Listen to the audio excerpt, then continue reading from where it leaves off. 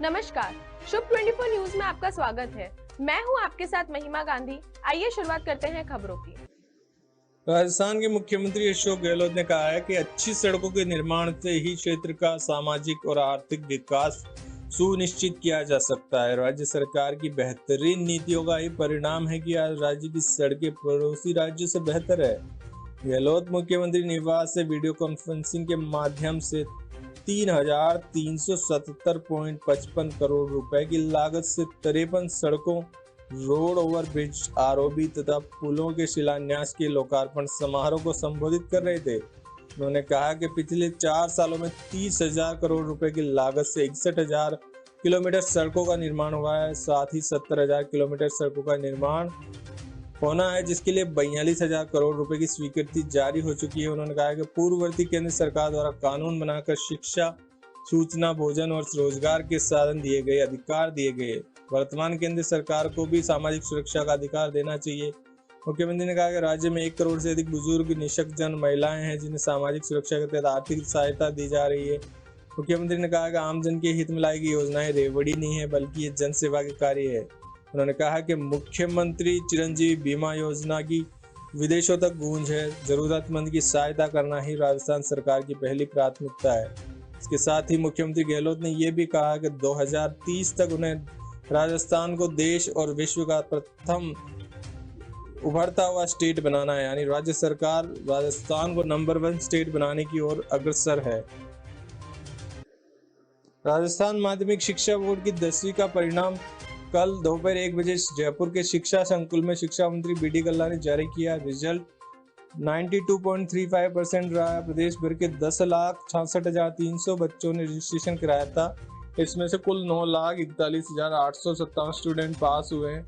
First division आने वाले 4,21,682, second division आए 3,70,251 स्टूडेंट तथा थर्ड डिवीजन आए 1,42,887। सप्लीमेंट्री आई 33,351 छात्र छात्राओं के। इस बार भी रिजल्ट में लड़कियों और झुंझुनों का दबदबा रहा है। इसमें लड़कियों का जो प्रतिशत रहा है वो कुल है 91.31%, वही लड़कों का है वो 89.78%। इस साल आरबीएसई ने यानी माध्यमिक शिक्षा बोर्ड ने कहा है कि वह 10वीं के टॉपर्स की लिस्ट घोषणा नहीं करेगा, क्योंकि इसका दुरुपयोग होता है। शिक्षा मंत्री बी.डी. कल्ला ने कहा कि टॉपर छात्रों का हर बार दुरुपयोग होता है। कभी कोई कोचिंग वाला उनकी सूची जारी करता है तो कभी कोई।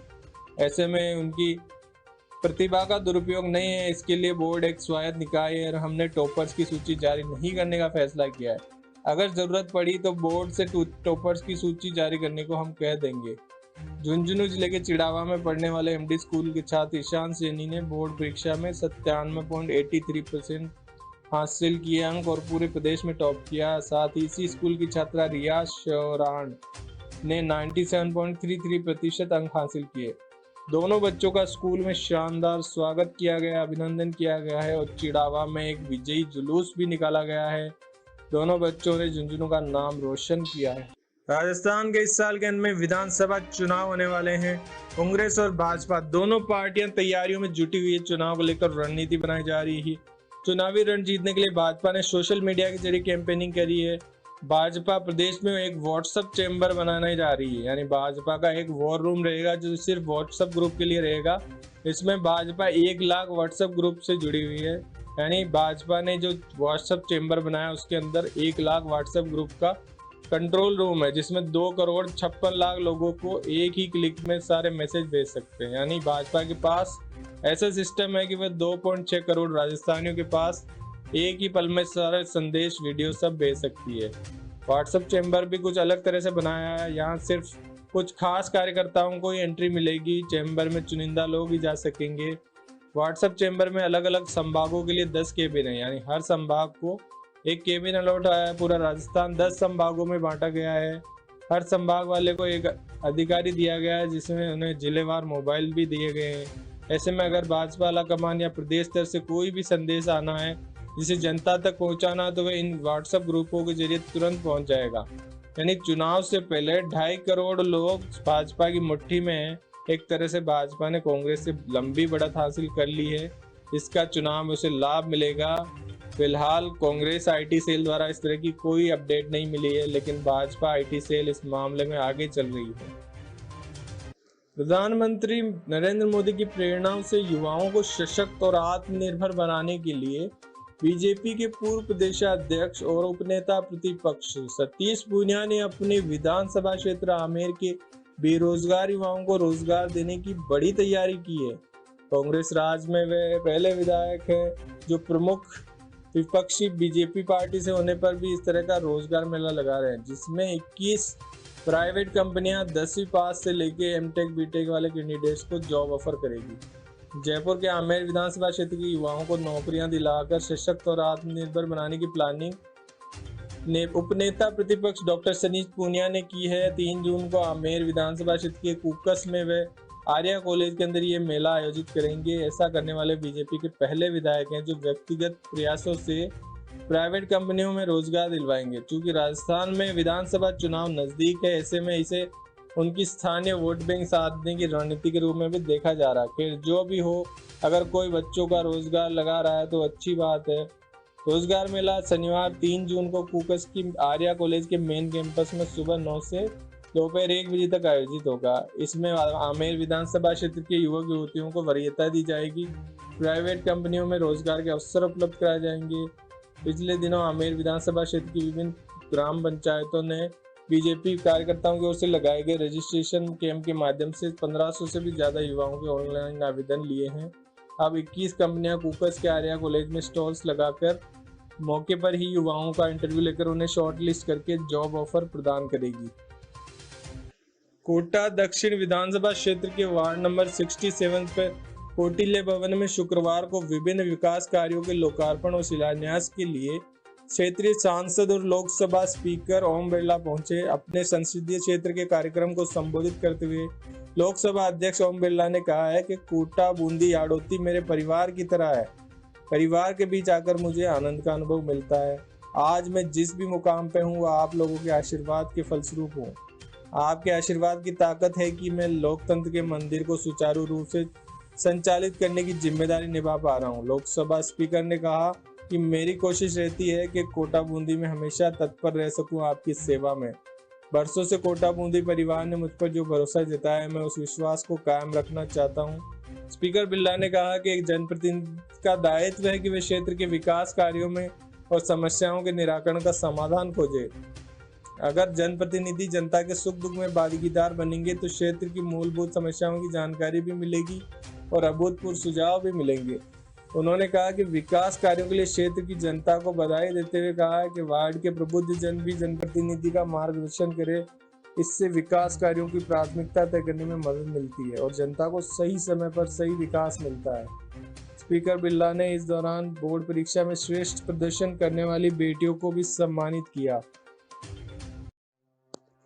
राजस्थान में upper primary school teacher level 2 की 2022 भर्ती परीक्षा का एसएसटी मुख्य परीक्षा परिणाम राजस्थान कर्मचारी चयन बोर्ड ने जारी कर दिया है। कर्मचारी चयन बोर्ड ने 4,712 पदों पर भर्ती के लिए 2 गुने अभ्यर्थियों को शॉर्टलिस्ट किया है। आप अपना रिजल्ट rsmssb.rajasthan.gov इन पर चेक कर सकते हैं। होम पेज पर रिजल्ट सेक्शन में जाकर भी इस लिंक को क्लिक करें।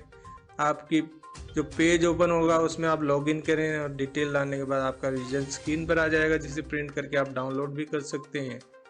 रिजल्ट जारी हो गया है। शॉर्ट लिस्ट कैंडिडेट का जल्द ही पात्रता सत्यापन किया जाएगा। डॉक्यूमेंट वेरिफिकेशन होगा, अलग से सूचना दी जाएगी, मोबाइल पर मैसेज आएगा, बोर्ड की वेबसाइट पर जानकारी होगी। डॉक्यूमेंट वेरिफिकेशन और जिला अलॉटमेंट के बाद 4000 अभ्यर्थियों को नॉन टीएसपी और 712 अभ्यर्थियों को टीएसपी एरिया में पोस्टिंग दी जाएगी। अगस्त तक पोस्टिंग दे दी जाएगी, ऐसी उम्मीद बताई जा रही है। फिलहाल जिन जिन को भी नौकरी मिली है उन सभी को शुभ 24 न्यूज चैनल की ओर से हार्दिक बधाई। राजस्थान गुजरात बॉर्डर पर पाली और उदयपुर जिले में कई गांवों में दहशत फैलाने वाला गुंडा बदमाश डाकू रनिया आखिरकार पुलिस की गिरफ्त में आ ही गया। हाल ही में उसने उदयपुर पुलिस पर हमला किया था और पुलिस वालों के हथियार छीन लिए थे। थोड़े दिन पहले ही उदयपुर के एसपी विकास कुमार शर्मा ने उसके खिलाफ एक अभियान और टीम गठित की थी। हालांकि बड़ी बात यह है कि अब वह पकड़ा गया है। इससे पहले ही एसपी साहब विकास कुमार शर्मा का तबादला हो गया है और नए एसपी साहब आ गए हैं भुवन भूषण यादव। उदयपुर पुलिस ने शुक्रवार रात को गुजरात के जंगलों से राणिया को गिरफ्तार किया और अब पुलिस ने राहत की सांस ली है। उदयपुर की स्पेशल टीम ने राणिया को गुजरात के पालनपुर वाले जंगल से गिरफ्तार किया है और उदयपुर के कोटड़ा थाने ले आए हैं। राणिया की गैंग में कोई बाहरी लोग शामिल नहीं है। उसकी गैंग में जो भी है उसके गांव के सदस्य हैं और परिवार के सदस्य हैं। ये लोग क्या करते हैं, गाँव में कम और हाईवे पे ज़्यादा लूट मार करते हैं। और अफवाह है कि डकैत की चंगुल में फंसने वाले कहते हैं सब कुछ ले लो लेकिन मारपीट कर दो, लेकिन राणिया है वो बिना मारपीट किए कोई सामान नहीं लूटता। राणिया का गांव गुजरात बॉर्डर से सटा हुआ है, इसलिए वह अक्सर इधर जुर्म करता और गुजरात भाग जाता, जुर्म करता और गुजरात भाग जाता। लेकिन अब ये चूहे बिल्ली का खेल खत्म हो गया है। एसपी विकास शर्मा ने भी राहत की सांस ली है, उनकी मेहनत रंग लाई। हालांकि वो उनका ट्रांसफर हो चुका है। राणिया के खिलाफ अलग अलग पुलिस थानों में 56 मुकदमे दर्ज है। हत्या, लूट, जानलेवा हमला, डकैती। पुलिस से 3 बार आमना सामना हो चुका है। तीनों बार उसने पुलिस पर फायरिंग की। 1 महीने पहले अभी उदयपुर पुलिस उसके गांव में दबिश देने पहुंची थी तो उसे खबर लग गई। उसने पुलिस पर ही हमला कर दिया और मारपीट करी और एक थानेदार की बंदूक छीन ली। तभी से पुलिस राणिया के पीछे लग गई थी और आखिरकार उसे पकड़कर ही दम लिया। राजस्थान में गर्मी ने तेवर दिखाने शुरू कर दिए हैं। इस बार की गर्मी हालांकि बारिश से धुल गई है। नौ तपा वैसा नौ तपा नहीं रहा है। नौ तपा दरअसल नौ बारिश की तरह लगा है। शुक्रवार को राजधानी जयपुर से कई जिलों में अब पारा ऊपर चढ़ गया है। भाई कहीं से कोई बारिश का नया अपडेट नहीं है। लोगों की आदत हो गई कि गर्मी के मौसम में भी हल्की फुल्की बारिश आती और तापमान कम हो जाता, लेकिन अब ऐसा नहीं है। अब तेज हवा के साथ सूखी गर्मी पड़ेगी। अगले 24 घंटे में मौसम बदल सकता है। मौसम विभाग जयपुर केंद्र ने बताया कि अगले 24 घंटों में उदयपुर, भरतपुर, जयपुर, बीकानेर पर हल्की बारिश हो सकती है, इसलिए हल्की गर्मी से राहत मिल सकती है। इसी बीच जयपुर मौसम केंद्र के निदेशक राधेश्याम शर्मा ने बताया कि 6 जून तक राज्य में आंधी और बारिश का अलर्ट है। तापमान की स्थिति देखें तो अधिकतम तापमान 12 का रहा 39.9 डिग्री। जयपुर में रहा 35.5 डिग्री। हालांकि कल जब लोग उठे थे तो उन्हें तपती गर्मी का एहसास हुआ था। जिले में न्यूनतम तापमान जो है वो 24 डिग्री रहा। मौसम विभाग की माने तो राज्य में फिर से पश्चिमी विक्षोभ आ सकता है। ऐसा लगता है कि पश्चिमी विक्षोभ ने डेरा जमा लिया है राजस्थान के ऊपर। 6 जून तक ऐसा ही मौसम रह सकता है, उसके बाद बारिश नहीं आएगी। राज्य में वेस्टर्न डिस्टर्बेंस और साइक्लोनिक सर्कुलेशन का असर है कि बार बार बारिश आके नौ तपे को धो डालती है। लोगों को बार बार तेज हवा और बारिश का सामना करना पड़ता है। मौसम विभाग की माने तो सुबह में अब गर्मी का असर देखने को मिल सकता है। जेठ के महीने में तपती दोपहरी वाली गर्मी अब पड़ने वाली है। हालांकि कुछ श्योर नहीं कहा जा सकता है। मौसम विभाग के इरादों पर कभी भी खुद मानसून आकर अपना रंग दिखा सकता है। राजस्थान के मुख्यमंत्री अशोक गहलोत ने कहा है कि अच्छी सड़कों के निर्माण से ही क्षेत्र का सामाजिक और आर्थिक विकास सुनिश्चित किया जा सकता है। राज्य सरकार की बेहतरीन नीतियों का ही परिणाम है कि आज राज्य की सड़कें पड़ोसी राज्यों से बेहतर है। गहलोत मुख्यमंत्री निवास से वीडियो कॉन्फ्रेंसिंग के माध्यम से 3,377.55 करोड़ रुपए की लागत से 53 सड़कों, रोड ओवर ब्रिज, आरओबी तथा पुलों के शिलान्यास के लोकार्पण समारोह को संबोधित कर रहे थे। उन्होंने कहा कि पिछले 4 सालों में 30,000 करोड़ रुपए की लागत से 61,000 किलोमीटर सड़कों का निर्माण हुआ है। साथ ही 70,000 किलोमीटर सड़कों का निर्माण होना है, जिसके लिए 42,000 करोड़ रुपए की स्वीकृति जारी हो चुकी है। उन्होंने कहा कि पूर्ववर्ती केंद्र सरकार द्वारा कानून बनाकर शिक्षा, सूचना, भोजन और रोजगार के साधन दिए गए, अधिकार दिए गए। वर्तमान केंद्र सरकार को भी सामाजिक सुरक्षा का अधिकार देना चाहिए। मुख्यमंत्री ने कहा कि राज्य में 1 करोड़ से अधिक बुजुर्ग, निशक्तजन, महिलाएं हैं जिन्हें सामाजिक सुरक्षा के तहत आर्थिक सहायता दी जा रही है। मुख्यमंत्री ने कहा कि आमजन के हित में लाई गई योजनाएं रेवड़ी नहीं है बल्कि ये जन सेवा के कार्य है। उन्होंने कहा कि मुख्यमंत्री चिरंजीवी बीमा योजना की विदेशों तक गूंज है। जरूरतमंद की सहायता करना ही राजस्थान सरकार की पहली प्राथमिकता है। इसके साथ ही मुख्यमंत्री गहलोत ने यह भी कहा कि 2030 तक उन्हें राजस्थान को देश और विश्व का प्रथम उभरता हुआ स्टेट बनाना है, यानी राज्य सरकार राजस्थान को नंबर 1 स्टेट बनाने की ओर अग्रसर है। प्रदेश के 7 थर्मल प्लांट अपनी क्षमता की 68% बिजली ही उत्पादन कर रहे हैं, यानी बिजली उत्पादन कम कर दिया गया है। इसका ये मतलब नहीं है कि हमने बिजली की खपत कम कर दी है क्योंकि बिजली फ्री मिल रही है, ऐसा कुछ नहीं है। मुख्यमंत्री गहलोत ने भले ही 200 यूनिट तक बिजली में बहुत कमी कर दी है दामों में, लेकिन तेज हवा चल रही है पिछले कुछ दिनों से, इसलिए पवन ऊर्जा से बिजली बहुत ज़्यादा ताबड़तोड़ बिजली का उत्पादन हो रहा है। अप्रैल मई में देखें तो तेज आंधी की वजह से पवन ऊर्जा ने अपनी बिजली का उत्पादन कई अधिक कर लिया है, इसीलिए राज्य के थर्मल प्लांटों पर थोड़ा रिलैक्सेशन आ गया है। थर्मल प्लांटों ने उत्पादन 32% कम कर दिया और राहत की सांस ले रहे हैं। राजस्थान में 7 थर्मल प्लांट है एनटीपीसी, जिनमें 7,850 मेगावाट प्रति घंटा बिजली का उत्पादन होना चाहिए, लेकिन अभी हो रहा है 5300 मेगावाट, क्योंकि हवा चलने से पवन चक्कियों ने तेजी में आ गई है और बिजली का उत्पादन बढ़ गया है। ऐसा पवन देवता मेहरबान। सूरतगढ़ तापीय पावर स्टेशन में 6 इकाइयों की कुल क्षमता है 1500 मेगावाट, लेकिन बन रहा है 1100 मेगावाट। सूरतगढ़ में सुपर क्रिटिकल प्लांट में 1320 बनना चाहिए और बन रहा है 900 मेगावाट प्रति घंटा। कोटा थर्मल की बात करें तो 1240 बनना चाहिए मेगावाट, लेकिन बन रहा है 1000 मेगावाट प्रति घंटा। छबड़ा अंता में एनटीपीसी की बात करें तो इसकी क्षमता है 4 यूनिट की 1000, उनमें से 3 इकाइयां चालू है और 1 बंद है। तीनों में से 535 का उत्पादन हो रहा है, जबकि क्षमता है उसकी 1320, यानी कुल मिलाकर पवन देवता मेहरबान हो गए, जिस वजह से पावर प्लांटों ने राहत की सांस लेने का काम किया है। जिस तरह जनता महंगाई से राहत ले रही है, ये भी राहत ले ही रहे हैं। Rajasthan anti terrorist squad Jaipur की टीम ने कोटा शहर में शुक्रवार को 3 जगह छापेमारी करते हुए फर्जी सिम मोडेम बॉक्स एक्सचेंज तैयार करने वाले गिरोह के खिलाफ छापेमारी करते हुए बड़ी कार्रवाई करी है। एंटी टेररिस्ट स्क्वाड एटीएस ने छापेमारी कर मौके से एक्सचेंज जब्त करते हुए 4 शातिर मैकेनिक अपराधियों को गिरफ्तार किया है।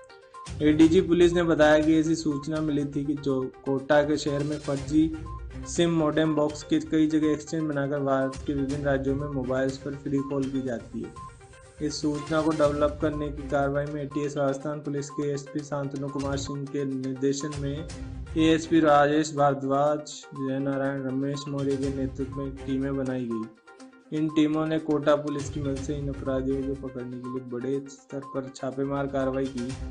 मामले में 3 अलग अलग जगहों पर कार्रवाई करते हुए फर्जी मोडेम एक्सचेंज बॉक्स बरामद किए गए। 4 शातिर अपराधियों को गिरफ्तार किया गया। 3 एफआईआर दर्ज की गई। तीनों कार्रवाई में एटीएस ने धारा 420, 120 बी भारतीय बेतार अधिनियम 1933, 4, 20, 21, 25 भारतीय तार अधिनियम 1885, 66 डी सूचना अधिनियम थाना एसओजी राजस्थान जयपुर में दर्ज कराई है।